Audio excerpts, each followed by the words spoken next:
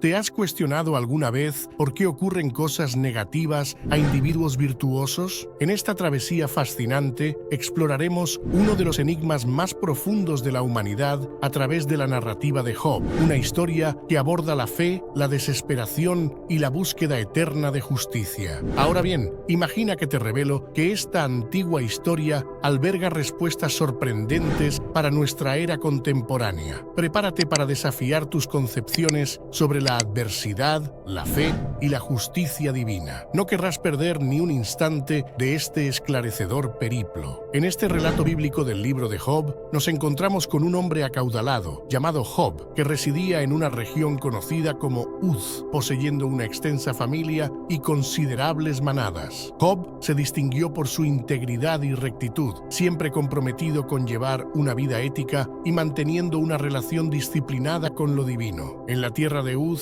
habitaba un hombre llamado Job. Este individuo era intachable y honesto, reverenciaba a lo divino y evitaba el mal. Contaba con 7 hijos y 3 hijas, así como con 7,000 ovejas, 3,000 camellos, 500 yugos de bueyes, 500 asnos y numerosos siervos. Era reconocido como el más destacado entre todos los pueblos del Oriente. Los hijos de Job acostumbraban festejar en sus hogares durante sus cumpleaños, invitando a sus 3 hermanas a compartir mesa y bebida con ellos. Después de las celebraciones, Job organizó una ceremonia purificadora para ellos. Al amanecer, ofrecía un sacrificio quemado por cada uno, pensando que quizás sus hijos hubieran pecado y maldecido a lo divino en sus corazones. Esta era la costumbre constante de Job, tal como se relata en el primer capítulo, versículos del 1 al 5. Dios elogiaba las virtudes de Job ante Satanás, aunque este último argumentaba que Job era justo únicamente porque era favorecido abundantemente por lo divino. Un día, los ángeles comparecieron ante el Señor y Satanás también estuvo entre ellos. El Señor preguntó a Satanás, ¿de dónde vienes? Satanás respondió que recorría la tierra de un extremo a otro. Entonces, el Señor dijo a Satanás, ¿has notado a mi siervo Job? No hay nadie en la tierra como él, un hombre íntegro y recto que reverencia a lo divino y evita el mal. ¿Es acaso sin motivo que Job reverencia a lo divino?, cuestionó Satanás. ¿No has colocado un resguardo alrededor de él, su casa y todo lo que posee? ¿Has bendecido todo lo que realiza y sus manadas y rebaños se han multiplicado por la tierra? Estos diálogos entre Dios y Satanás se relatan en el libro de Job, capítulo 1, versículos del 6 al 10. Satanás desafió a Dios, alegando que si se le permitía infligir sufrimiento a Job, éste cambiaría y maldeciría a lo divino. Dios permitió a Satanás atormentar a Job para poner a prueba esta audaz afirmación, aunque le prohibió quitarle la vida a Job. Pero extiende tu mano y afecta todo lo que posee. Seguramente te maldecirá en tu rostro, declaró el Señor a Satanás. Está bien, todo lo que posee está bajo tu dominio, pero no pongas tu mano sobre el mismo hombre. Entonces, Satanás se retiró de la presencia del Señor. Estos acontecimientos se describen en el libro de Job, capítulo 1, versículos 11 y 12. En un solo día, Job recibió 4 informes indicando que sus ovejas, siervos y 10 hijos habían fallecido, víctimas de invasores o desastres naturales. Mientras los hijos e hijas de Job celebraban y bebían vino en la casa del hermano mayor, un mensajero llegó a Job y anunció que los bueyes estaban arando y los asnos pastando cerca.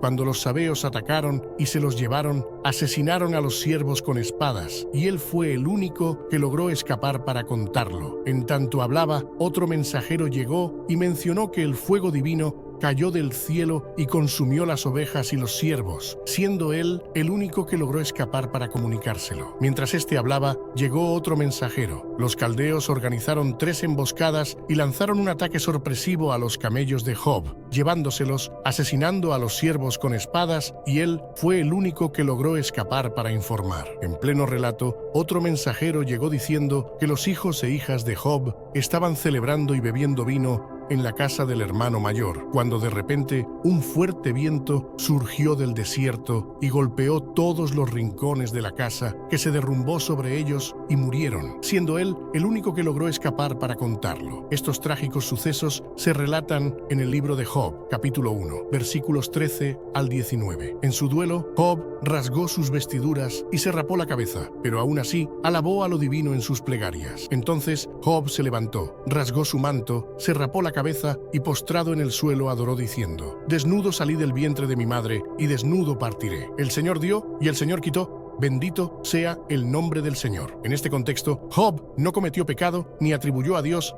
ninguna imperfección. La reacción de Job se encuentra registrada en el libro de Job, capítulo 1, versículos 20 a 22. Satanás emerge nuevamente en el firmamento y Dios le concede otra oportunidad para poner a prueba a Job. En esta ocasión, Job experimenta severas lesiones cutáneas y la esposa de Job trata de persuadirlo para que maldiga a Dios y renuncie a la vida, pero él se mantiene firme, intentando soportar su sufrimiento. Dos tramas se entrecruzan hábilmente, una celestial y otra terrenal. Los sucesos en la tierra son la consecuencia de algo que ya ocurrió en el cielo, así como hay conflicto en la tierra inmediatamente después de un enfrentamiento en el cielo, al igual que se relata en el libro del Apocalipsis. Elifaz, Bildad y Zofar, tres compañeros de Job, acuden para consolarlo, permaneciendo a su lado en silencio durante 7 días en señal de respeto a su duelo. Job habla en el 7º día, dando inicio a un diálogo en el que cada uno de los 4 hombres presenta poéticas descripciones de sus tribulaciones. Job maldice el día de su nacimiento, comparando la vida y la muerte con la luz y la oscuridad. Él anhela nunca haber nacido y que su nacimiento hubiera estado cubierto por las tinieblas, sintiendo que la vida solo aumenta su angustia. Elifaz responde que Job, quien anteriormente consolaba a otros, ahora admite que nunca estuvo realmente consciente del sufrimiento ajeno. Elifaz concluye que el dolor de Job debe ser resultado de algún pecado que cometió y sugiere que Job busque la gracia de Dios. Bildad y Zofar coinciden en que Job debe haber cometido algún mal para provocar la justicia divina y argumentan que debería esforzarse por demostrar un comportamiento más inocente. Bildad supone que los hijos de Job trajeron la muerte sobre sí mismos. Peor aún, Zofar sugiere que cualquier error que Job haya cometido merecería mucho más sufrimiento del que ha recibido. Job reacciona ante cada uno de estos comentarios, tan exasperado que tilda a sus simpatizantes Job y a sus amigos de médicos ineficaces que ocultan su ayuda con mentiras, como se relata en el libro de Job, capítulo 13, versículos 1 al 4. Mis oídos han escuchado y entendido eso. Lo que ustedes saben, yo también lo sé.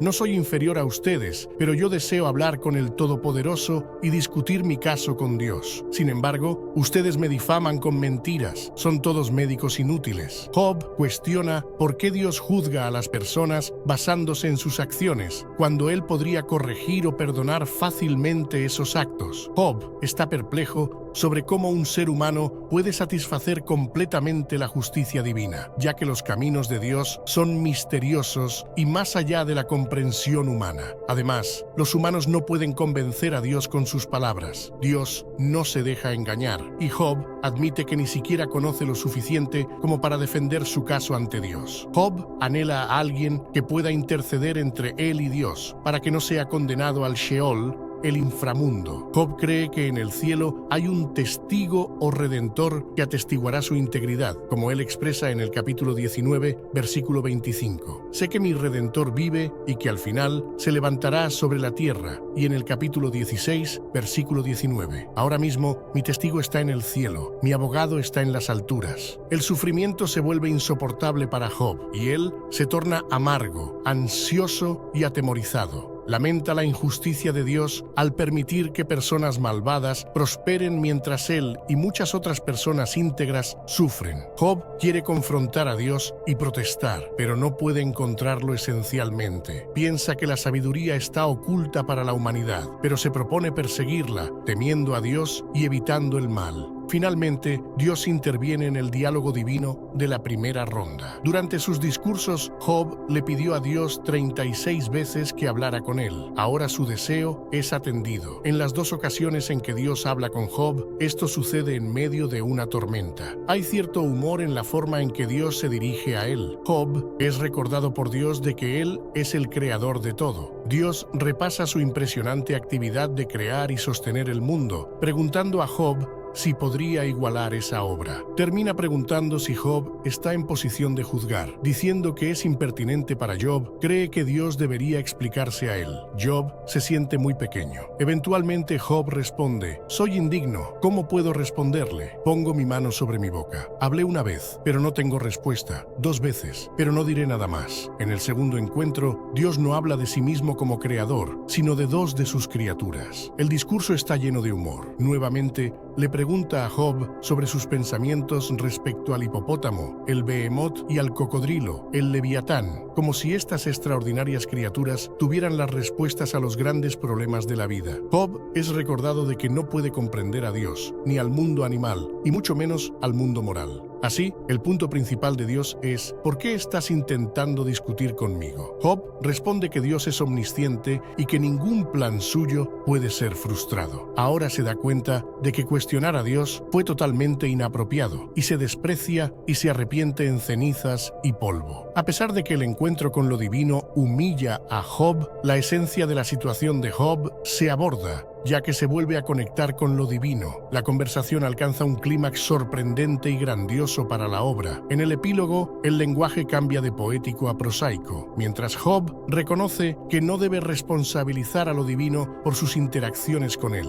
Lo divino restaura a Job sus hijos, 7 hijos y 3 hijas, posesiones, camellos y rebaños de ovejas, haciéndolo más rico y feliz que antes. Como servidor de lo divino, Job es rehabilitado. Por otro lado, los 3 amigos de Job son fuertemente reprendidos por lo divino, quien afirma que no expresaron juicios apropiados sobre Job, indicando que no debemos tomar sus discursos como verdades absolutas. Lo destacado en las 2 rondas de interacción divina con Job es que aún no se responden las interrogantes de Job y no se revela la apuesta con Satanás. Job no necesitaba entender lo que ocurría en lo celestial, ya que lo divino tenía sus razones para permitir su sufrimiento. Es crucial reconocer la distinción entre la interpretación judía de este relato y la perspectiva cristiana. El judaísmo del Antiguo Testamento no contemplaba los desafíos de la vida temporal en el contexto de la eternidad. Sostenía que la justicia divina debía manifestarse en esta vida, ya que tanto los buenos como los malos compartían el mismo destino: el Sheol, un lugar de oscura existencia donde yacen los espíritus. Los cristianos, en cambio, adoptan una visión completamente diferente sobre el sufrimiento presente. Contemplan la visión más amplia del cielo a la luz de la obra de Cristo. Las tribulaciones en este mundo palidecen frente a la vida que les espera en el cielo. Por lo tanto, solo hay insinuaciones de una vida después de la muerte a lo largo del relato de Job. En un instante,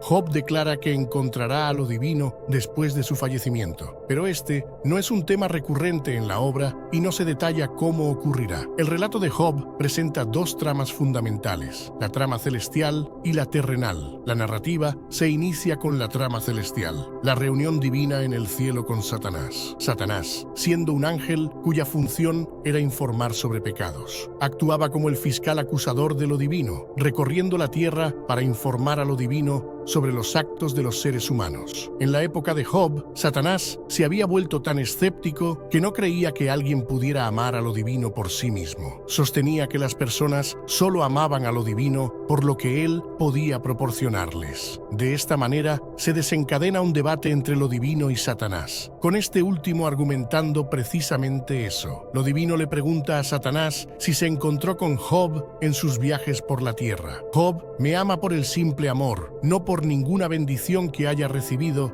afirma lo divino. La respuesta de Satanás es cínica, sosteniendo que si lo divino eliminara las bendiciones de Job, él blasfemaría contra lo divino, al igual que cualquier otro. Como resultado, se desata la apuesta celestial. La tensión es esencial en cualquier drama destacado. Job desconoce la apuesta divina mientras el lector está al tanto. La prueba perdería su propósito si él estuviera al tanto. Este encuentro proporciona valiosas lecciones sobre Satanás. En primer lugar, sugiere que no puede estar en 2 lugares al mismo tiempo. Carece de la omnipresencia divina. La trama humana, el debate entre Job y sus amigos, constituye la mayor parte de la obra. ¿Por qué Job está sufriendo más que otros? Es la cuestión central que se aborda. Hay 2 perspectivas. A. Los amigos están convencidos de que el sufrimiento de Job es consecuencia de su pecado. B. Job sostiene que no está pecando y protesta su inocencia. El intercambio está lleno de suspenso, ya que el lector sabe que Job tiene razón. La estructura de dos tramas del relato nos recuerda que nadie conoce el cuadro completo cuando se trata de entender por qué las personas sufren. Debe resultar sumamente difícil defenderse estando en tanta miseria.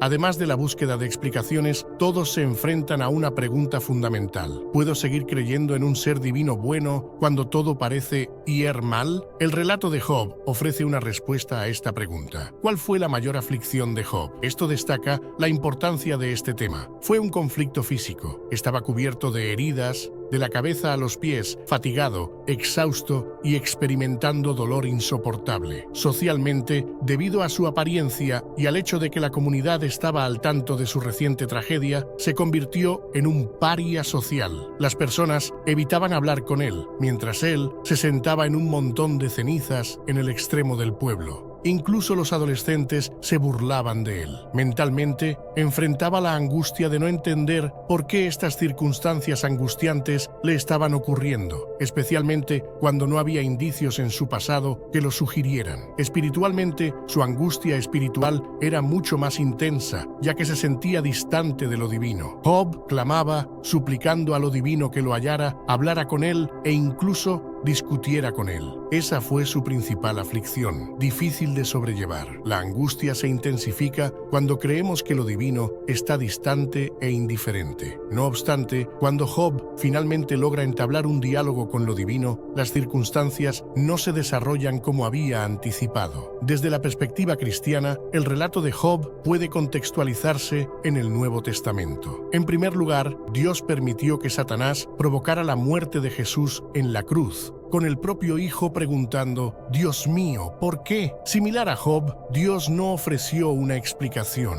Esto sugiere que incluso el Hijo de Dios perdió la comprensión del propósito de su sufrimiento bajo la intensidad de la crucifixión. En segundo lugar, los cristianos comprenden que la vida trasciende la muerte. Los dilemas del sufrimiento no requieren resolverse en esta existencia. Resulta intrigante observar que en la versión griega del relato de Job se insertó un versículo adicional que afirmaba que él, Job, resucitaría junto con aquellos a quienes el Señor también resucitaría. En tercer lugar, esta esperanza de resurrección subraya que la redención final de Job está próxima. Los cristianos creen en el retorno de Jesús para juzgar tanto a los vivos como a los difuntos al final de los tiempos. Se visualiza un tribunal donde Jesús, como juez, evaluará a todas las personas, tanto justas como pecadoras, según sus acciones. En la vida terrenal, así, todo lo que Job ansiaba está al borde de materializarse. La justicia divina se manifestará en una redención pública de la equidad para toda la humanidad. Al explorar la extraordinaria travesía de Job, descubrimos que las lecciones de fe, tenacidad y justicia divina son más pertinentes que nunca. Sin embargo, el recorrido no concluye aquí. Hay mucho más por descubrir juntos. Si disfrutaste de este contenido, imagina las profundidades que aún podemos explorar. Cada narración que compartimos